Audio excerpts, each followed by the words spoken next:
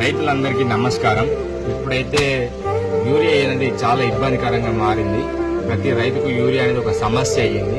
టైంకి అయితే అసలు వరికి చల్లనికి ఎవరికి దొరకట్లేదు. ఈ ప్రభుత్వం అయితే చాలా వేస్ట్ పద్ధతి తీసుకొచ్చింది. ఈ బుకింగ్ అనేది ఓటీపీ రావడం ఎలా అంటే, ఇప్పుడు రైతు ఉంటాడు, కొడుకు హైదరాబాద్ లో ఉంటాడు, కొడుకు బుక్ చేస్తే తండ్రికి ఓటీపీ వస్తుంది, తండ్రికి చెప్పరాదు, ఆడ ఓటీపీ లేని బుక్ కాదు, మళ్ళీ చెప్పి పంపించే అందులో యూరియా అయిపోతుంది. మళ్ళీ టైంకి వారికి యూరియా దొరకదు, బదులు కూడా ఎవరు ఇచ్చే పరిస్థితులు లేరు. ఇది ఒకటి చాలా వేస్ట్ పద్ధతి.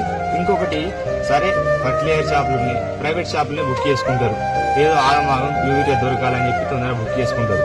అక్కడికి వెళ్తే వాళ్ళు లింకులు పెడుతున్నారు, నువ్వు అది తీసుకుంటేనే యూరియా ఇస్తాను, నువ్వు ఏదన్నా ఒకటి తీసుకోవాలి, అట్లయితే యూరియా ఇస్తాను అనేది ఇప్పుడు అందరూ రైతులను ఆగం చేసే పరిస్థితి ఉన్నది. బుకింగ్ అనేది కౌలు రైతులకు కూడా ఇబ్బందికరంగా మారింది.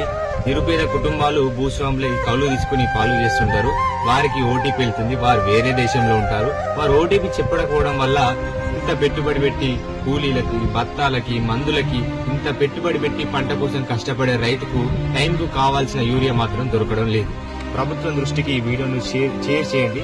ఈ విషయం ప్రభుత్వం దృష్టి దాకా వెళ్లేదాకా షేర్లు చేయండి. ఇప్పటికైనా ప్రభుత్వం రైతుల సమస్యలను తెలుసుకుని యూరియా కొరత అనేది లేకుండా చూడాలి. లేకుంటే మాత్రం రైతుల ఓపిక నశించిపోయింది.